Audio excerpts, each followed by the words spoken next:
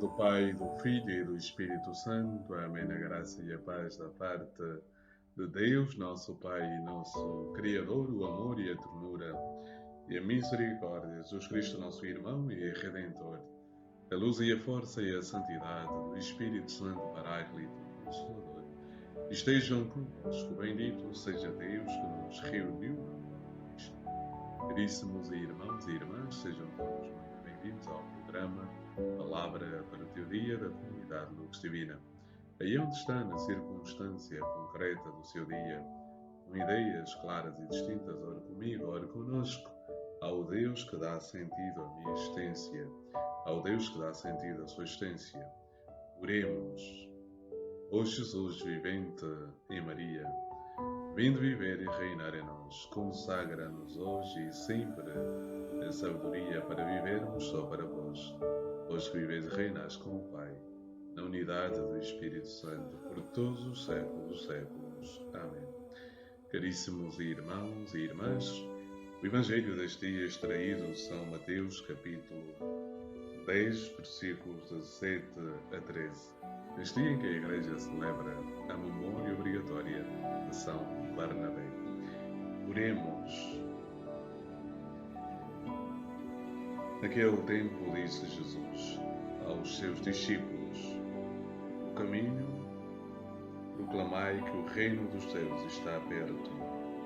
Curai os enfermos, ressuscitai os mortos, limpai os leprosos, expulsai os demónios. Recebestes de graça, dai de graça. Não possuais ouro, nem prata, nem cobre em vossos cintos, nem alforjes para o caminho, nem duas túnicas, nem sandálias, nem cajado, pois o trabalhador merece o seu sustento. Em qualquer cidade ou aldeia onde entrardes, procurai saber se há nela alguém que seja digno, e permanecei em sua casa até partirdes. Ao entrardes numa casa, saudai-a. Paz a esta casa. Se essa casa for digna, a vossa paz deixa sobre ela. Se não for digna, volte para vós.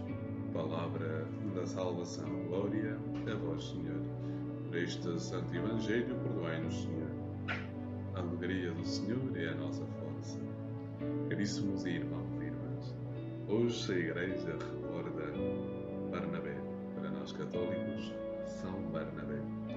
O santo é aquele e todo aquele que procura no seu dia a dia conformar a própria vida, a vida de Cristo Jesus. E assim a Igreja, desde os primórdios, desde o seu começo, reconheceu em algumas mulheres e homens este perfume da santidade, este perfume que revelava, de certa forma, a intimidade e a presença de Cristo na vida, a intimidade com Cristo e a presença de Cristo na vida destas mulheres e homens ao longo de toda a história. Ainda hoje, nos nossos dias, encontramos tanta gente, mas tanta gente, que na sua simplicidade apresenta-se com uma vivência profundamente marcada pela experiência de Cristo Jesus. E é esta experiência que vai então moldando a direção à santidade. Lembramos que no livro do Êxodo, capítulo 22, versículo 30, a palavra de Deus diz de maneira muito clara mesmo: sejam santos para mim. Êxodo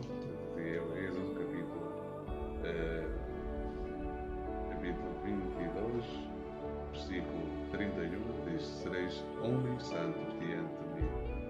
E ainda, Êxodo 22, capítulo 22, 31, sereis homens santos diante de mim.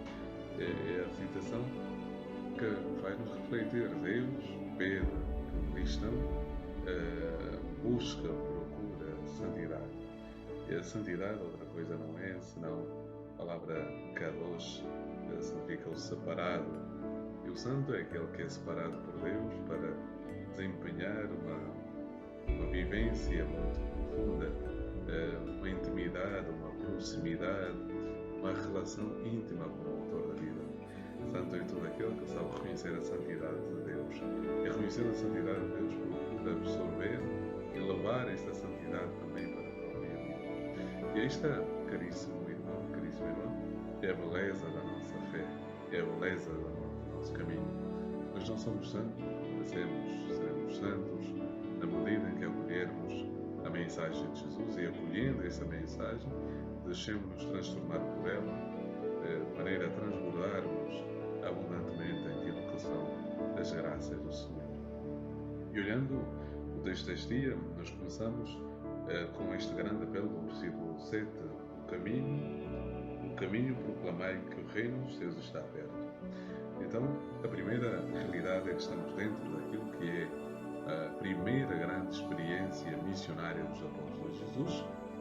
Procura, logo desde o início, estabelecer as metas daquilo que é o caminho missionário, daquilo que é o itinerário missionário. Jesus estabelece essa missão. Portanto, qual é a missão do discípulo, do apóstolo de Jesus? Qual é a missão do teófilo, ou seja, do amigo de Deus? A missão do amigo de Deus é proclamar que o reino de Deus está perto. O reino de Deus, caro irmão e cara irmã, é esta realidade de assumirmos na própria vida aquilo que é a mensagem de Jesus, aquilo que é o caminho que vai orientar a vida do ser humano para a salvação, para a vida eterna. Portanto, neste sentido, a primeira grande palavra que o Senhor hoje, sob maneira, pretende despertar no meu e no seu coração é sermos missionários. Sermos missionários à maneira de Deus, à maneira de Jesus, cumprindo este mandamento do Senhor. O Senhor diz de maneira clara: o caminho, proclamai que o reino dos céus está perto. O reino dos céus é o reino que Cristo vem instaurar neste mundo.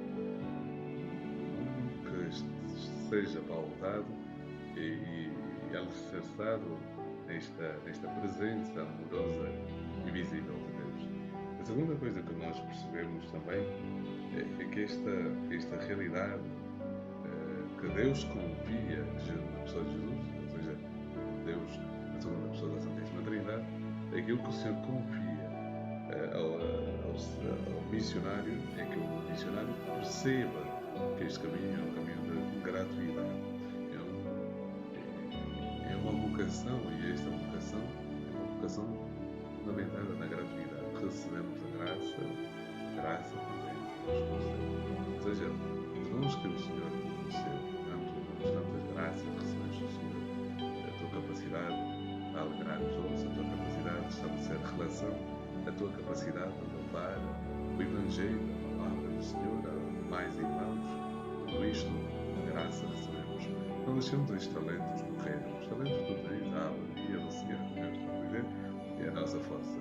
E, portanto, não deixemos afogar, submergir estes talentos, estes dons, sem os colocarmos ao dispor dos irmãos, sem os colocarmos à disposição daqueles que Deus colocou ao nosso lado.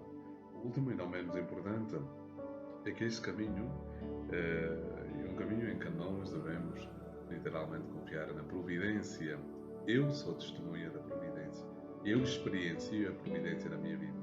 Quantas vezes, ainda nesta mudança de vida pela qual estou a passar nesse momento, as pessoas mais próximas saberão, deixando a congregação e passando por uma vida diocesana, neste período, tenho experimentado também a proximidade de pessoas, sabendo que esta mudança também requer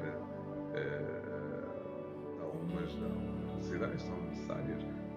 Desde já, partilhando convosco, eu não tinha um carro e tive a graça de alguém oferecer-me um carro, por exemplo.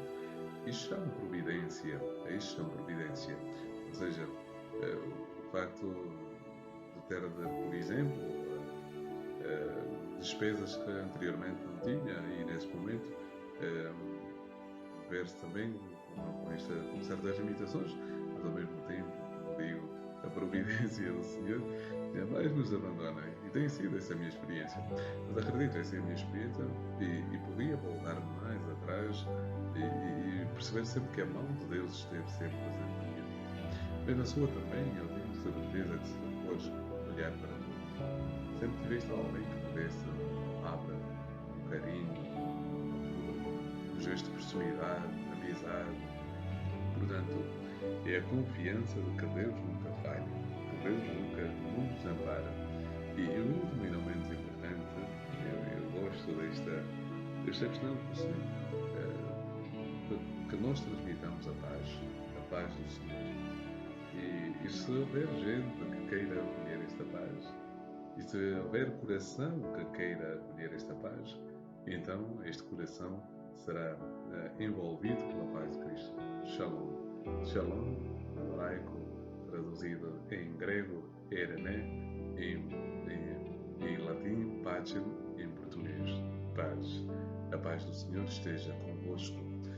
Abençoe-vos Deus Todo-Poderoso, Pai, o Filho e o Espírito Santo. Amém. A alegria do Senhor é a nossa força. Amém.